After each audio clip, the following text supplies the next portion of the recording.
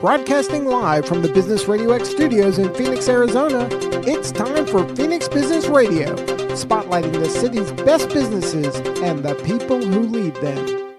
Good afternoon and welcome to Collaborative Connections radio show and podcast sponsored by KLM. I'm your host, Kelly Lorenzen, and we are live in the Phoenix Business Radio studio. And we have one guest in studio and two on Zoom. So we're excited to have everybody on today. I created Collaborative Connections to gather people together. I think that we do better together. We build communities better if we do business with people we like, know, and trust. So this show is a little tiny bit different, but same because you guys all know each other and all friends and have collaborated over the last 25 years. But my dad just retired from 50 years of patient care, so I wanted to bring him on and highlight his career and have two of his best friends on as well to talk about the journeys together that you've had. So without further ado, I'd like to welcome Dr. Nick Morrison to the show. Thank you. Thank you for being on. And Tony Jakubowski, welcome to the show. Hi, Kelly. Hi, Nick. I'm happy to be here. And Joe Zygmunt, welcome to the show. Hey, good afternoon. Great to see you guys. Happy to be here as well. Thank you all. So I'm going to jump right in. Nick, I'm going to call you Nick for the duration of the show. How about that's weird instead of Dad? Tell us about I want to hear your journey for those people who don't know your journey. Why did you get into medicine and what led you to stay in it for 50 years along the way? I got lucky. In high school, I decided that I wanted to do medicine, which is pretty unusual because most people don't know what they really want to do, particularly these days. They don't know what they want to do when they finish college, let alone still in high school. So I decided that's what I want to do, and that put me on a path that was very straightforward. There was a pre-medical curriculum that you went through in college. Everything was laid out for you, with a few exceptions. And then you went on to medical school and then to residency and then practice since there. As I said, I was lucky to know that from the outset because it took away a lot of decisions that you would otherwise have to make, and probably took away some of the anxiety that I know young people really have now about what they want to do. It is. It feels like a forced thing these days of you got to make a decision, and then they get worse. It seems like they have more anxiety about it, anxiety. There's not too many people, I think, anymore that know from the onset what they want to do for the rest of their lives. Well, no, and they don't stay in like we used to. When I was in college, I was on a pre-med path, and I stayed there for the 50 years. People don't do that anymore, which is in some ways healthier than what we did before. Mm-hmm. I would think so. Well, okay, Tony, you're up. Tell us your journey and what led you to what you're doing now. Kelly, can I just add on to Nick's story? Because you told me this just a couple of weeks ago when you were a young boy, you were running around with not such a great crowd. And then you switched over to a little stricter school. And the comment you made, which I thought was really important, is it was suddenly okay to be smart. Yeah. It was okay to be a smart kid in a school. And I think you were lucky in lots of ways, but moreover, you were lucky because somebody told you that. And it's okay because your previous group that you ran with, where are those guys now? Because you ran down that list before. Where are they now? Some of them are still alive. Most of them are in jail. Yeah. And or have been. I think that's important with these kids today. And when we had our 4 kids coming through high school, it was their guidance counselor. What do you want to be? You got to know. You got to declare. And there's so much pressure on the guidance counselors to get kids graduated out and to declare and what they have to do. And I'm 58. I got to tell you, I don't know what I want to be when I grow up. That doesn't surprise me a bit. Yeah. And if I was in school now, I'm sure I'd be on all kinds of Ritalin or things like that when now that I'm 58 and I have some money, I'm just an eccentric entrepreneur. But really, the shiny spoon in front of me it catches my eyes all the time. And that's what Joe and I spend most of the time on the phone with all week long. Hey, did you hear about this? What I asked you about yesterday, Joe? yesterday. Geez, the conversations run together. There was a But the shiny junkyard. spoon. It's about the junkyard. That's right. It was about the junkyard, and it was about how the owner of a junkyard has to deal with listing his assets and how they get depreciated over time. Because if he buys a car that was totaled by the insurance company and then sells it off piece by piece, how is all the accounting and everything done with regard to something like that? Obviously, a complicated question, but it certainly gave us about a 20-minute chat about some real interesting things. Boy, you guys have a lot of time on your hands. Jesus. Well, these are the things that still plague me at 58 years old. And now that my kids are in their mid-20s, we're talking about this all the time with them, that they don't need to know. What they need to do is bring their passion to an idea, passion to an opportunity, and then see where that takes them. And that's pretty much how I got to know Nick and Joe on the call here today. I was a laser salesman. That's what I am primarily. I think everybody's in sales. And so I was selling a laser. My phone rang. And the doctor on the other end said, hey, can you come to New York? I have this idea. And I said, sure. I don't know what a saphenous vein is, and I don't know, but I know what a laser is. And we flew out there, and the endovenous laser ablation market was born. And we just ran hard and fast to make it something. And in between there were other opportunities, like I showed you prior to the show with TTTS. And we do a lot of prostate business, prostate ablation, a lot of ENT work. And so while I never graduated from medical school and literally rode the short bus most of my life, I get to spend a lot of time with really smart people, get invited to calls like this. And so I, too, am blessed for the people who guided me along the way. I think they say now that you are the sum of the 5 people that you spend the most time with. And I think that's, kind of the theme, right, that you're saying is if you would have stuck around with those people in middle school, then that's the direction you go. Yeah. If you get put in other situations, right, if you're open, Tony, and teaching your kids the same thing that I am, right, that follow your passions, do something that you really love, and make money at it, find a way to make money at it, but then get to be around, be passionate around other people that are passionate, and you leaving yourself open to that, as you say, getting all those calls, right, is a really cool way to. Kelly, I like to have a caveat to what you just said. I don't think you should necessarily follow what you love. What you love can be lots of things, like building a business, but you can build a business in junkyards, as Joe and I talked about, and inventing a new, longer-lasting light bulb or a hydration station at the Sturgis rock concert. So building those, those are all different things and ideas that I have. I have probably a business idea every 2 or 3 times a day. I run into the place where you drown in seas of opportunity. There's too many things. And I like too many things. So there's one passion. I don't have one passion. My passion is, and my fear as I get old, is that I'll lose curiosity about something. How does that work? How does a welder do that? How do things happen like that? So I'm not teaching my kids to do what they love. I'm teaching them to cope with life, the ups and downs, spend as much time doing something that they love, but primarily they're responsible for food, clothing, and shelter. And what's not on that list, it's only 3 things, is a cell phone, a vacation in Bonaire, scuba diving gear, a convertible, a Lexus, whatever. It's food, it's clothing, and shelter. And if you have to cover your food, clothing, and shelter by selling miles and miles of fiber optic filament to a guy like Nick, then that's what you have to do. Then you bring your passion and find something else that's exciting to you to do on the weekends or something. There you go, to build it. Joe, okay, your turn. You're up. Tell us the journey. Tony went all over. Hopefully people at least followed along a little bit with his journey. I fell asleep about 10 minutes ago. So it was definitely a circuitous path, I'll say that. But that's what, is fun about knowing Tony.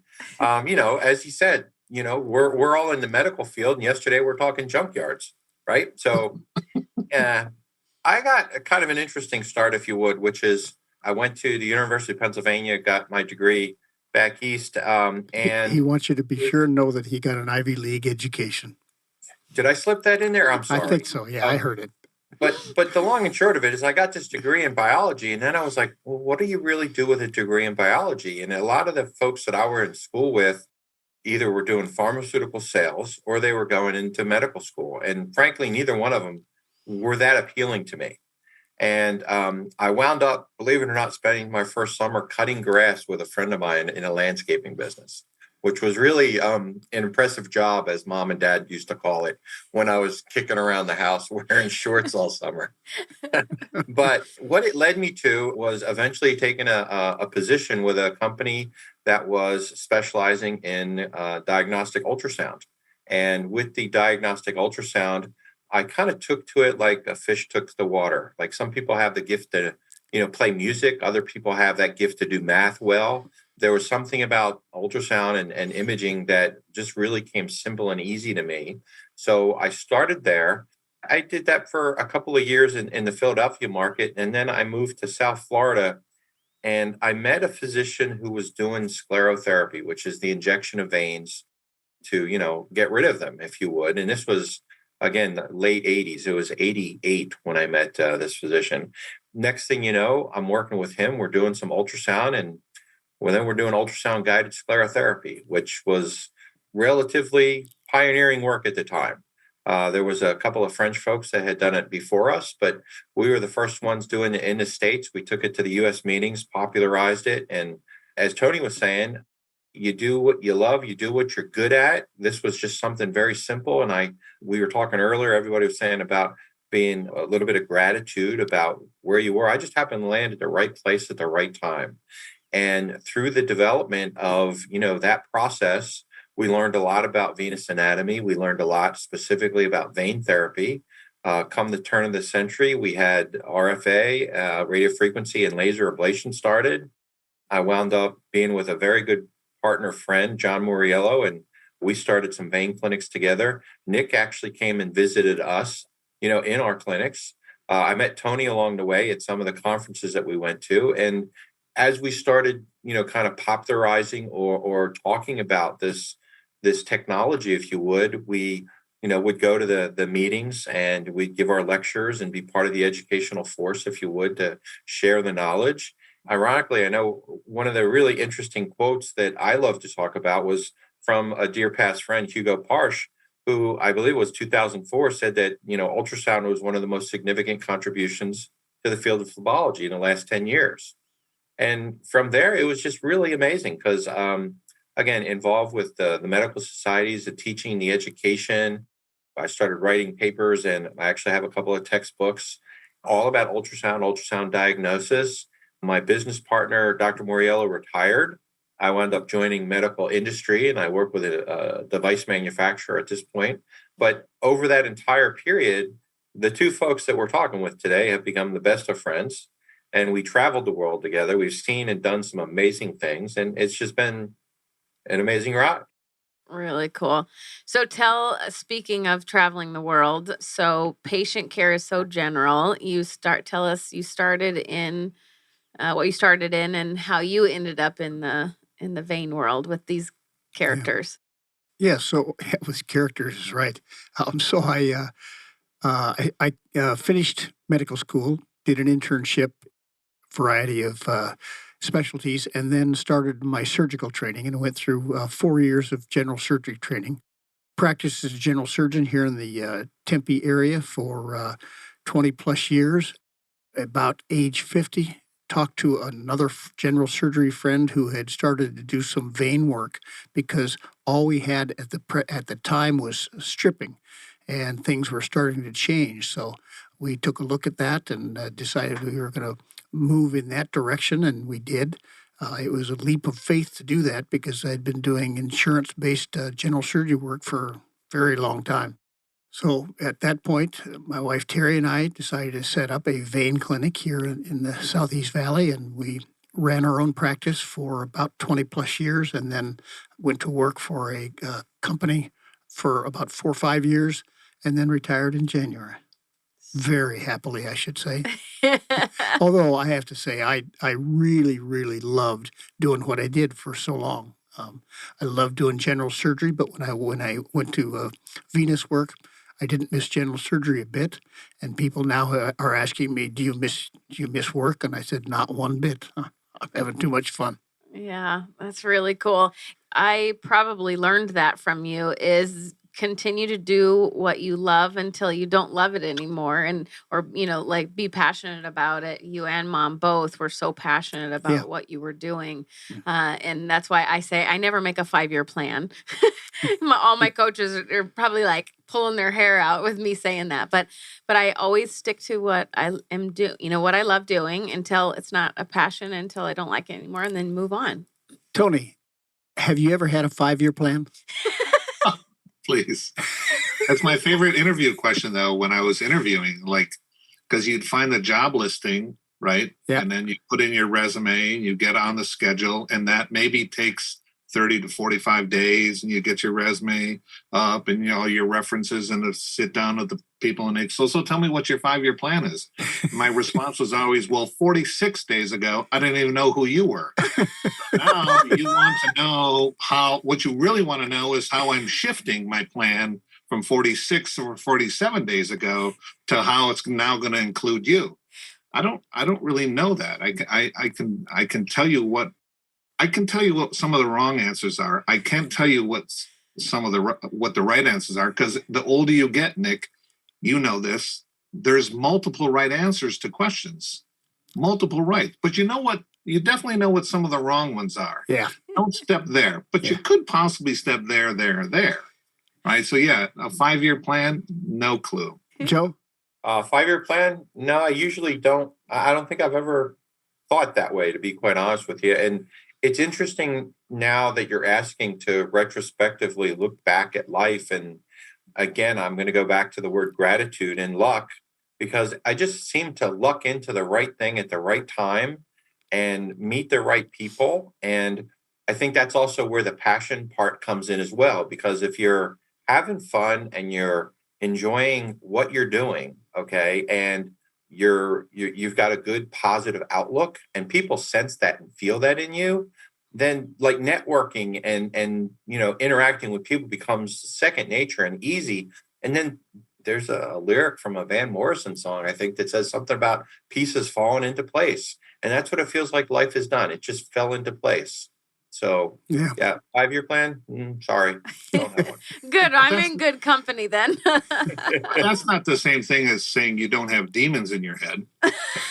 I think it's important to say, because our friendships are not Pollyanna. We are not every day calling each other up and say, you look really great in a pink shirt, Joe. Gosh, aren't we lucky? Aren't we? Have this thing. We have many, many demons every day. I don't have enough zeros in my checkbook. I have plenty, but not what I think I should have, and certainly not compared to other people in the world.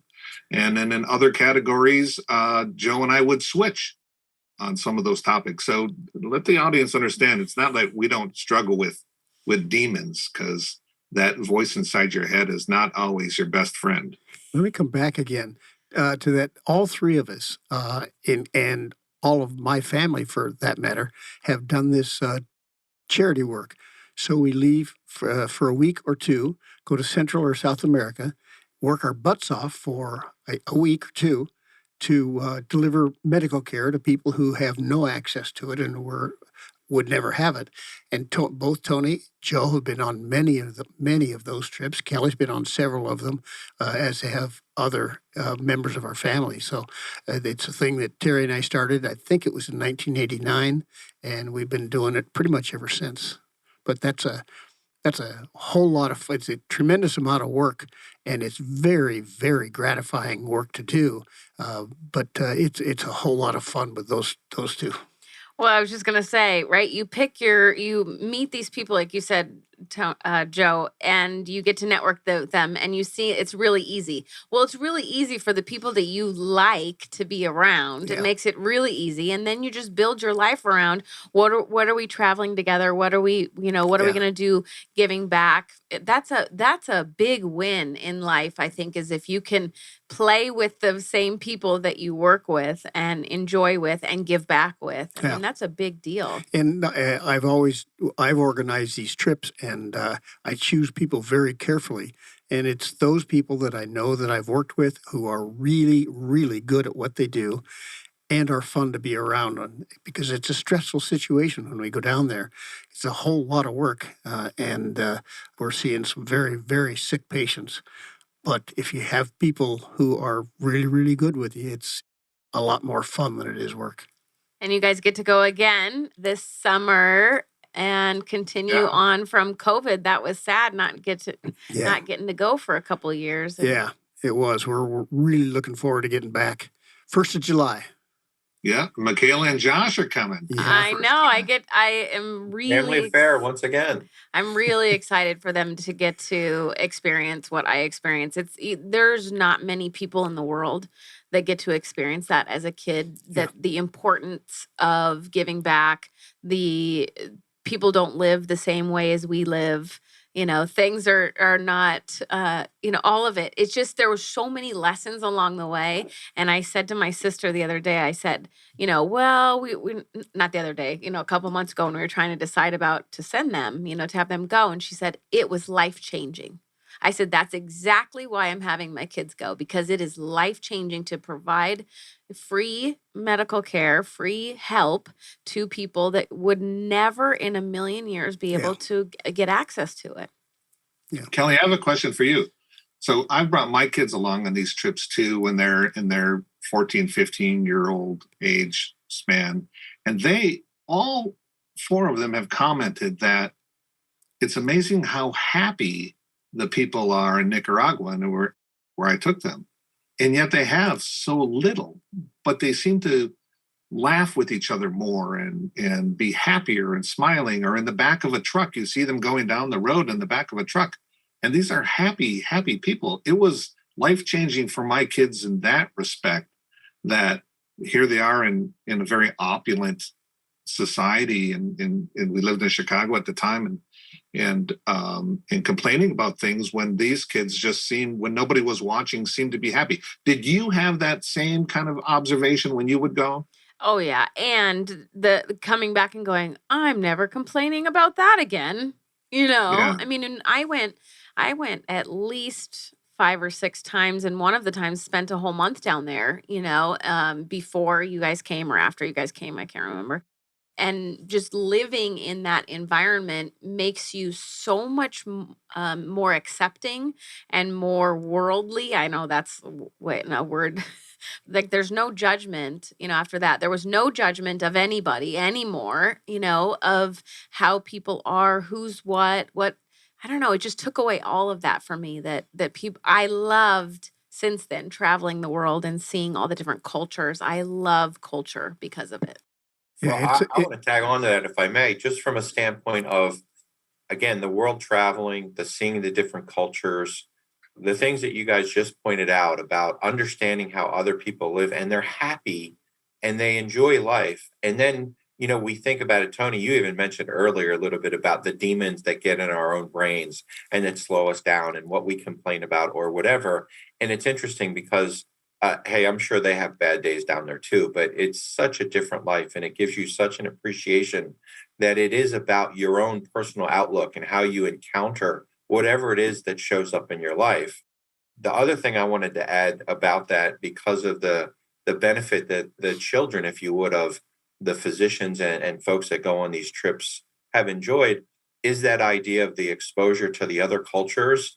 And it may not be a very popular idea, but I always thought the idea of a gap year between high school and college would be wonderful, and that kids should actually get that year. It should be a government funded thing or something, such that they do world travel. They see how other parts of the world are, and then they can start that trip through college or work or technical college or whatever it is. Because usually when people start working, they're at the grind, for 50 years, like Nick was, like Tony and I are every single day. And there's an appreciation that you get when you travel and you see these other folks and the other cultures and how they live, that it just really sets into your brain how to appreciate what you have and where you are every single day.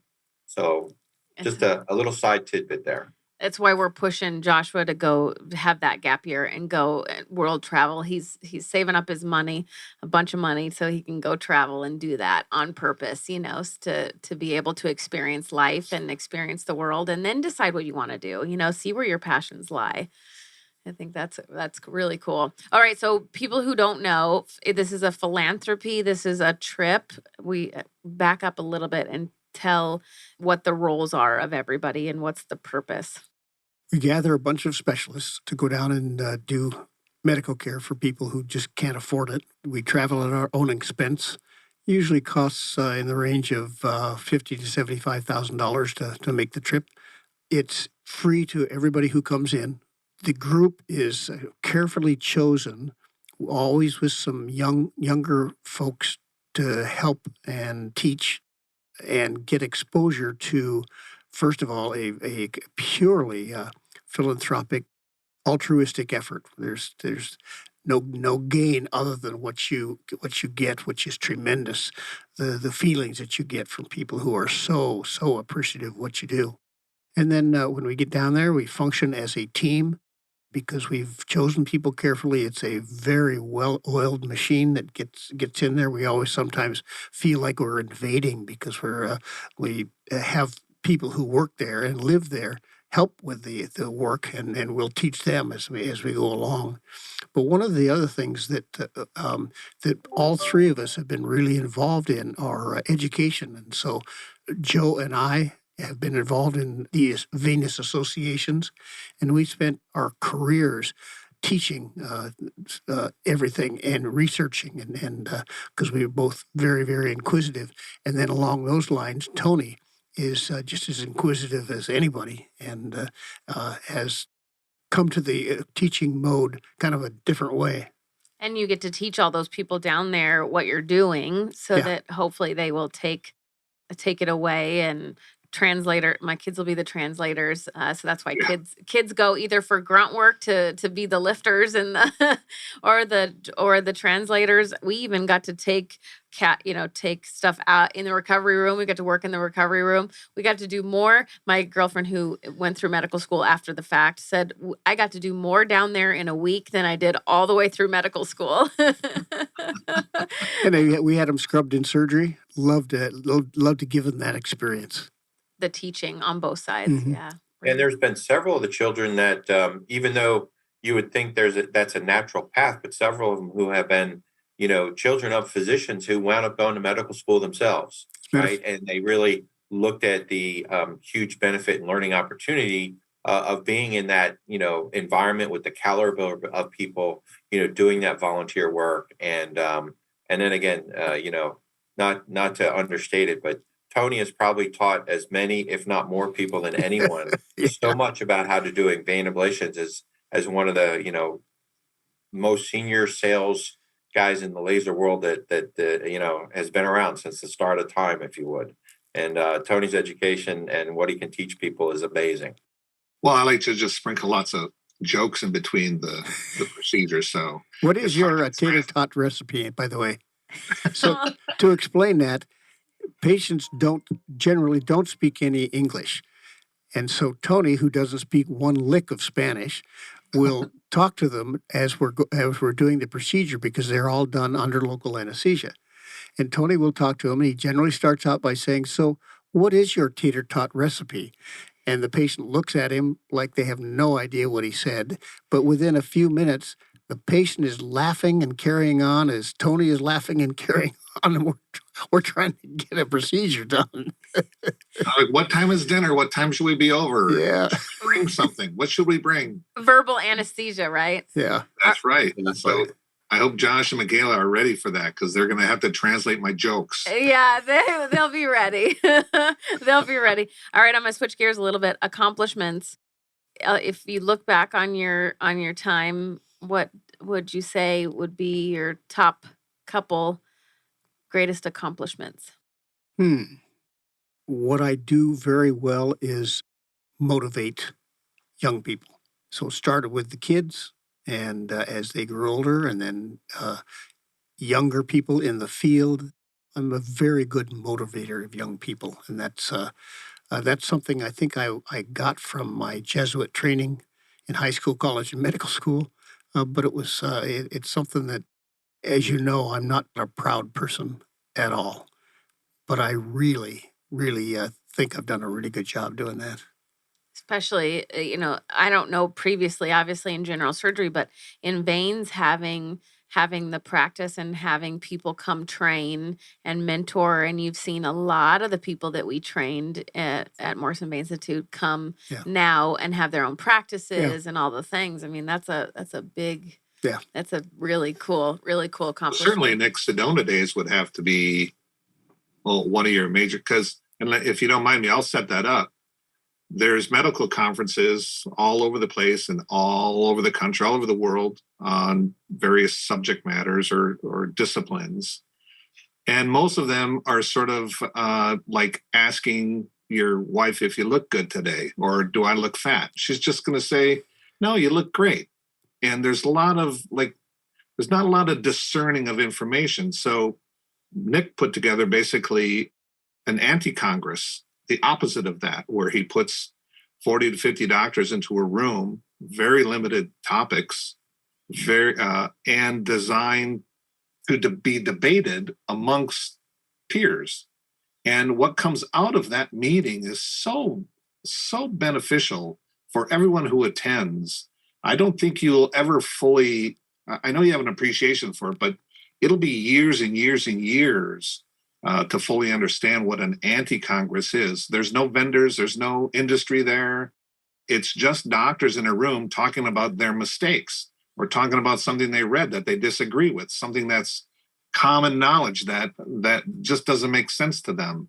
And it's all in the vein business. So maybe you could talk about that. I think that's a major thing that you've contributed professionally. Yeah, thanks, Tony. It's certainly been a labor of love, for sure. These are all people who are very, very good in their field, who come and learn from each other. And the smartest person in the world can learn something from the guy sitting next to him, the person that's sitting next to him. We have lots of women who come accomplished and can teach us all. Well, I think one of the best descriptions, too, I've heard recently about that meeting is that, like Tony mentioned earlier, your typical medical conference is a key opinion leader, a key thought leader, if you would, at the podium, teaching a room full of people. And here, actually, what Nick has done is brought together a group of key opinion leaders to push the envelope, to talk about things that are maybe a little controversial or where the science needs to go. What do we look at next? Where can we learn more and improve what we're doing so that the care gets better as well? Everything from basic science to differences in, how to approach a problem, if you would. So fantastic. And again, at that point, you're talking about peers teaching and educating each other, not, for instance, a professor at the front of the room teaching the students at a conference. So fantastic environment. What a cool thing. That could be replicated in so many industries. Absolutely. I'm sure it is in certain ones, but I'm thinking my head's spinning already. Ooh, how can I do that? Right, for our industry. But that's different than like you going to the conference and it's all fluff, or sometimes you get good content, right? But you can't have a back and forth discussion. You're just taking it in and not working through it to decide, is that the best way to do things? I think you're right, Tony. I think that's going to be a long time legacy for sure. One of the things that you do is choose people carefully who won't dominate. And then at the start of the meeting, I always say, leave your egos at the door. You come in here, everybody's going to learn from everybody else. And I try to make sure that happens. That's really, really cool. Okay, what about you, Tony? Any along the way, any significant accomplishments that stick out? If I have one thing I'm most proud of in my life, it's probably my marriage to Terry, 32 years in a couple days, 4 children who are seemingly well-balanced and coping with life. Anybody who's married knows that this is a full-time job. It's never a Cinderella story. You work at it all the time. We became empty nesters, moved to Idaho, and it just keeps getting better. But it's always a direct relationship to the work I put into that and the work Terry's put into that. And so I think I'm probably most proud of that. I'm probably wealthier than most men in that regard. And the friends I've been able to collect through the years, there's an old saying, if you have one or two friends at the end of your life, that's really good. I have a lot of friends that I could call today. And I've always tried to be that good friend, be accountable to those friends. And if the friendship is in a hard times for some reason, not just move on. So stick through that. So in business, I've done lots of things. I'm proud of all my work in the vein business and stuff. And I'm proud that I think I've built a reputation in 20 some years that you're going to get the straight truth from me, even if I don't benefit from it financially. And that's not always true in the circles that we run. Any industry, right? We don't know how if the truth is actually 100% coming out or not, because of all the kickbacks and side things, and they have so spiffs and all the things, right? If there's so much on the background. In my medical companies, I have a saying that says there's a human being at the end of all of our products. And I don't mean the doctor that's holding the fiber. I mean his patient. And whoever you are, whether it's a in-office vein procedure or a gallbladder or a prostatectomy, that person is nervous the night before and scared. And so's their loved one. And somebody had to take off work. And somebody had to arrange their schedules to get there. And if our shipping department screws up the shipment and it doesn't get there on time, that means they have to postpone that surgery. Or the doctor has to explain, I'm going to do it a different way because X, Y, or Z. And that kind of bad karma in the world, we take great precautions to protect or diminish. Sometimes it happens, but we just have to remember that these are human beings at the end of our products, not just a laser fiber that goes out. So I'm kind of proud about that. Really cool. All right, you're up, Joe. Accomplishments along the way. Obviously, there's been some good things spoken about. The friends you've met along the way, certainly huge. And like Tony said, that there's that saying about how many friends you have, and I don't know I want to necessarily list them out, but I think I got a few, and that works. I think the thing that I get most excited about when I look back is, again, being a little immodest. This is difficult, but I think it's the impact that I've had on patients. And what I mean by that is, like, when I was seeing patients and treating them, you're making people healthy, right? You're doing a procedure, they're improving, their lives are better, they feel better, they're more active, etc. Nick, you can expand, so can you, Tony, on this. And it was kind of interesting because when my business partner, Dr. Moriello, retired, I was kind of like, well, now what am I going to do? And I wound up going into industry. And I never really thought about it before, but in some ways, I've actually been able to impact even more because I've been able to continue to educate and teach. And that information, that knowledge has spread now. So it's that whole kind of pollination idea. It's not necessarily that I'm touching every single patient and then I'm helping that, but there's a lot of people now, not only because of what I did with industry, but with the American College of Phlebology, which is now American Vein and Lymphatic Society, and the education that we did there and all those things. And there's just a tremendous amount of people every day that are receiving care. We helped actually, train and coach and mentor a lot of those folks that are, taking care of hundreds of patients every year. So I think that's, for me, one of the things that really makes me feel good. That's really, really cool. You guys both talked about patience and how it sprinkles and how it continues. Is there a story that you can think of that comes top of mind of a patient that you treated that sticks out for you, that was a kind of a life-changing for them? Yeah, maybe not one, but as I'm retired and have some time to think about things, I'm thinking that I have a great appreciation for the patients who were helped by what I did. And the impact that I made, not the impact that they tell me that I made on their lives. I didn't when I was working. I'm not sure I appreciated that much. I'm seeing that more now. And especially as you were retiring, a lot of them that you at least still talk to got to tell you those things. Yeah, I heard and read a lot of things from nice people, and continue to do so because Terry is still working, and she sees some of the patients that I treated, and she gets compliments. I get compliments from them.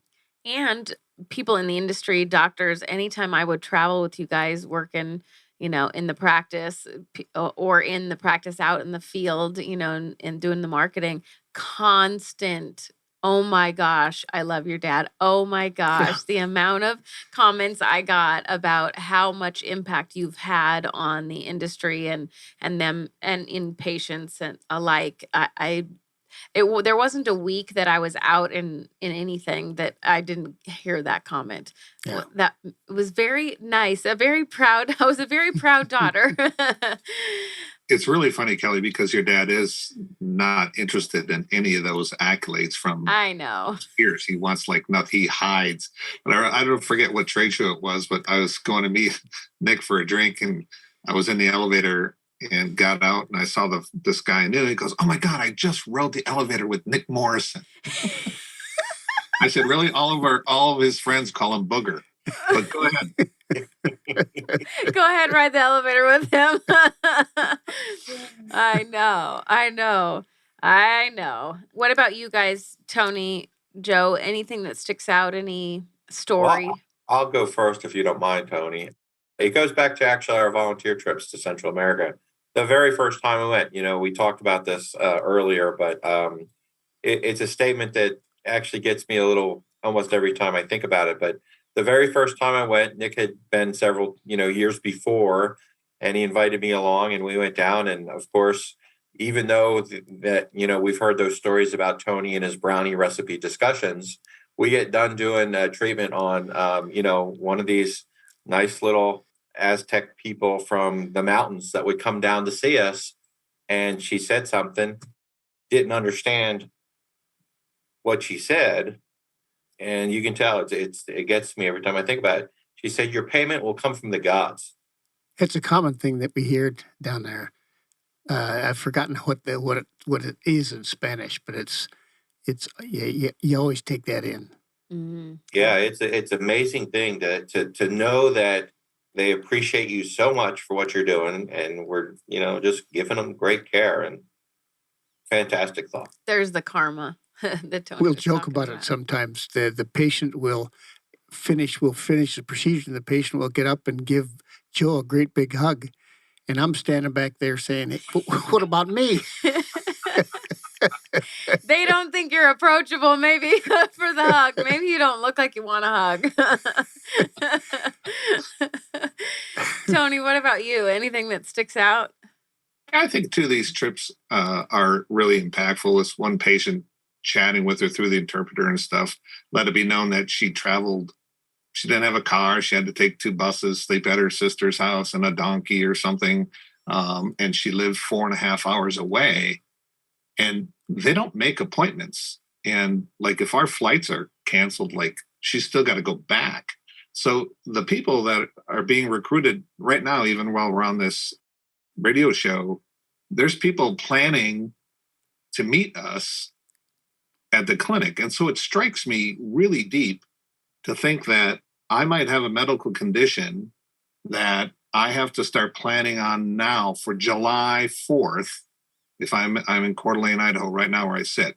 So 4 hours from here would be halfway to Boise, right? Or call it all the way to Kalispell, that I would have to figure out how to walk there or take a bus or 2 buses with the hope that the medical doctor there would see me and then hope that he could do something for me and hope that I'll feel better at the end of that. It's something we totally take for granted here in America. You could call, Kelly, if your kids need a doctor's appointment, you call up and get on the schedule with the next opportunity and you go. So things like that. And then a conversation I had with our late friend, Ted King, at the Managua airport coming back. And Ted had run a vein clinic in Oak Brook, Illinois, with very high-end patients there. I said, do you ever have a hard time transitioning back? Because those patients are like, do you see this small vein here on my face? Yeah. I can't get through the day because of this vein. And we just took maggots out of somebody's medial malleus ulcer. And the contrast is really striking for me, the duality of it.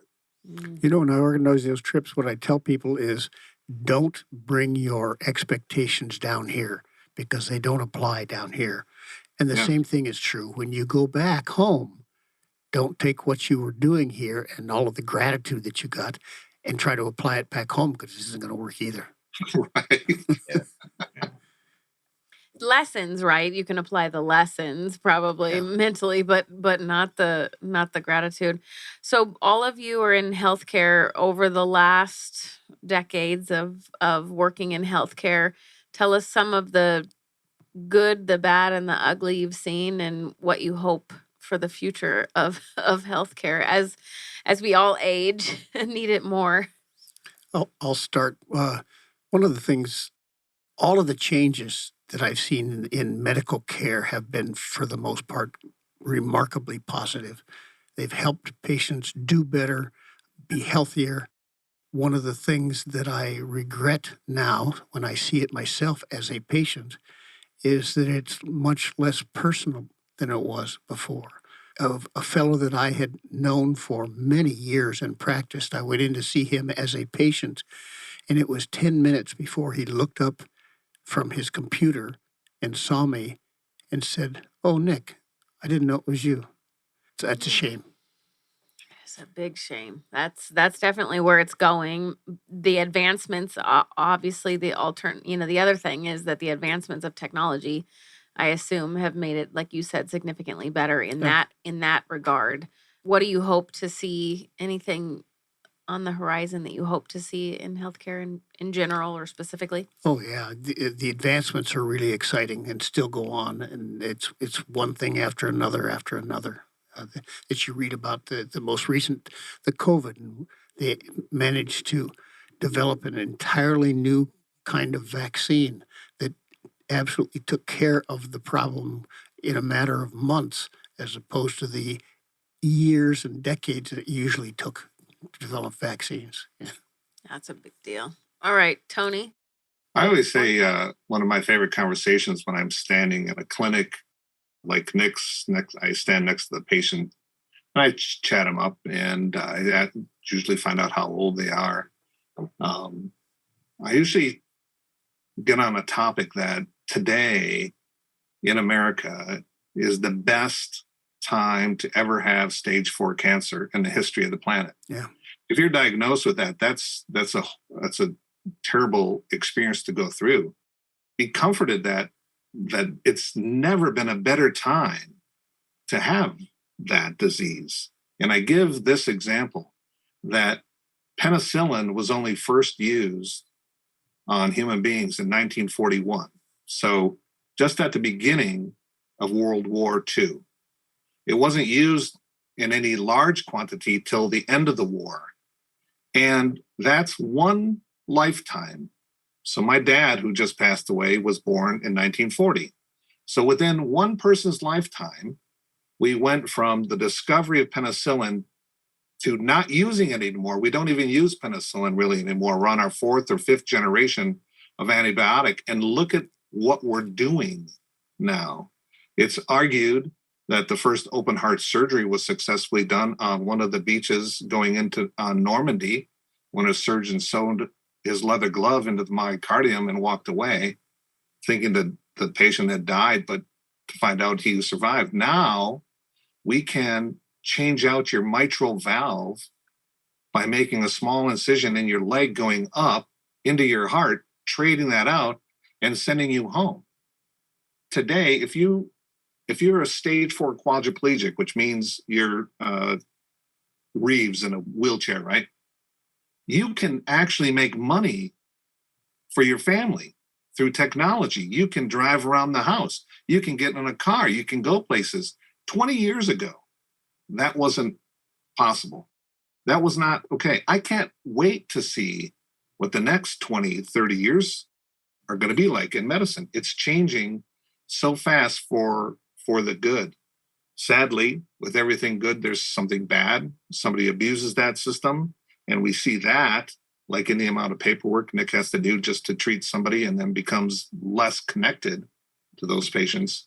But I think that's probably the most remarkable thing I've seen in my time in medicine, just this change for the good in technology, what we can do. That's great. I love hearing those examples. All right, Joe, what about you? Honestly, I'm not sure there's much to add. These guys covered it so well. I think both of the things that were brought up were exactly the cutting edge things. I mean, you think about the way we're doing procedures now and the advanced technologies, et cetera, fantastic. But I got to tell you, I also agree 100% with Nick. There's almost a certain amount of humanity that seems to have gone away.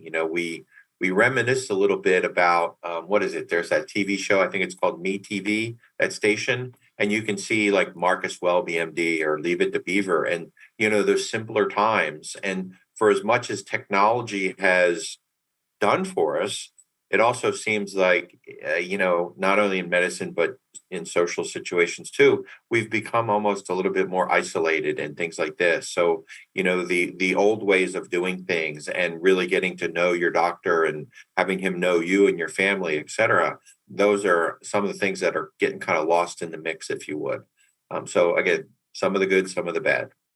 Hopefully that the people will continue to see that, and maybe there's some shift in bringing the humanity back. I mean, that would be really cool to hope, that you could bring some humanity back. Yeah, one of the things that it's ongoing right now is more and more medical schools are encouraging people both financially and motivationally to go into primary care where they can spend more time and really get to know the patient and the family and make a career out of that. So that's one positive thing that's going on. Yeah. That's really good. Can you believe we've been talking for almost an hour? It goes by so fast. I know. Any last thoughts, Dad, before we close out the show? No. Thanks, and I'm proud of you. Oh, thank you. Tony, I'm proud of you too, Kelly.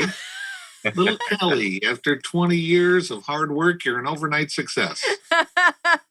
That's what you said, right? The demons and all the things that people don't see in the front, right? That's right.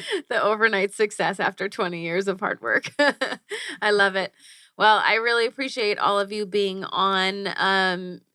Nick does not want to be contacted at all unless you want him to teach, right? Oh, actually, email's fine. Oh, there you go. Okay, yeah. Tell everybody your email. It's nickmorrison2002@yahoo.com. Don't text me. We won't give anybody your phone number. All right, Tony, what about you? How can people get a hold of you? You can call me. I'm old school. I like to talk to people. Right, Kelly? Yes, you do. Hey, I sent Kelly an email. Hey, could you call me about this radio show coming up? She sends me an email back. That's not what I asked for. 630-803-6383. And I promise I'll pick up. Thank you, Tony. I know. I'm all about email.